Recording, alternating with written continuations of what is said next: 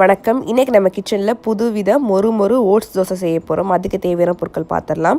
3 table spoon உளுந்தம்பருப்பு, 3 table spoon பாசிப்பருப்பு, 3 table spoon துவரம்பருப்பு, 3 டேபிள் ஸ்பூன் கடலைப்பருப்பு. இப்போ எப்படி செய்கிறதுன்னு பார்க்கலாம் வாங்க. இப்போ எல்லாத்தையுமே ஒரு பவுலில் ஆட் பண்ணிடுங்க. இப்போ இந்த பருப்பெல்லாம் மூழ்கிற அளவுக்கு தண்ணீர் ஆட் பண்ணிக்கோங்க. தண்ணீர் ஆட் பண்ண பிறகு இப்போ நான் 100 கிராம் ஓட்ஸ் ஆட் பண்ணிக்கிறேன். இப்போ நான் இது கூட 3 பூண்டு பல் ஆட் பண்ணிக்கிறேன். அடுத்து 2 இஞ்சி துண்டு ஆட் பண்ணிக்கிறேன். அடுத்து 1 டீஸ்பூன் சீரகம் ஆட் பண்ணிக்கிறேன். அடுத்து 6 காய்ந்த மிளகாய் ஆட் பண்ணிக்கிறேன். நீங்கள் உங்கள் காரத்துக்கு தகுந்த மாதிரி காய்ந்த மிளகாய் ஆட் பண்ணிக்கோங்க. அடுத்து கொஞ்சம் கருவேப்பிலை ஆட் பண்ணிவிட்டு இப்போ இது எல்லாத்தையுமே நம்ம ஒரு 3 மணி நேரத்துக்கு ஊற வச்சிடலாம். இப்போ 3 மணி நேரம் ஆயிடுச்சு, நமக்கு நல்லா ஊறிடுச்சு. ரொம்ப தண்ணீர் ஊற்றி ஊற வச்சிடாதீங்க. அப்படி ஊற வச்சிங்கன்னா மாவு உங்களுக்கு தண்ணீராக ஆயிரும். ஸோ நல்லா அளவாகவே தண்ணீர் ஊற்றுங்க. இப்போ நம்ம ஊற வச்சதை கிரைண்ட் பண்ணிடலாம். இப்போ நம்ம மிக்சியில் நல்லா கிரைண்ட் பண்ணியாச்சு பாருங்கள். கரெக்டாக இந்த கன்சிஸ்டன்சிக்கு நல்லா கிரைண்ட் பண்ணிக்கோங்க. அடுத்து இப்போ நம்ம இதுக்கு தேவையான அளவு உப்பு ஆட் பண்ணிடலாம். உப்பு ஆட் பண்ணிவிட்டு நல்லா மிக்ஸ் பண்ணிடலாம். இப்போ எல்லாத்தையுமே நல்லா மிக்ஸ் பண்ணியாச்சு. இப்போ நம்ம இதை மூடி வச்சு ஒரு 8 மணி நேரத்துக்கு புளிக்க வச்சிடலாம். இப்போது 8 மணி நேரம் ஆயிடுச்சு, நமக்கு மாவு நல்லா புளிச்சிருச்சு. இப்போ நான் இது கூட கொஞ்சம் தண்ணீர் ஆட் பண்ணிக்க போகிறேன். கொஞ்சம் ஆட் பண்ணிக்கலாம். ஆட் பண்ணிவிட்டு அதை நல்லா மிக்ஸ் பண்ணிடலாம். மிக்ஸ் பண்ணிவிட்டு இப்போ இது கூட நான் கொஞ்சம் பெருங்காயத்தூள் ஆட் பண்ணிக்கிறேன்.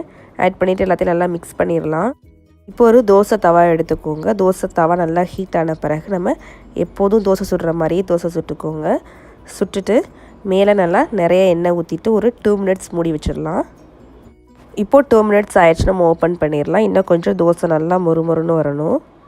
இப்போ நமக்கு தோசை சூப்பராக மொறுமொறுன்னு கிறிஸ்பியாக வந்துருச்சு. இப்போ நம்ம இதை எடுத்துடலாம்.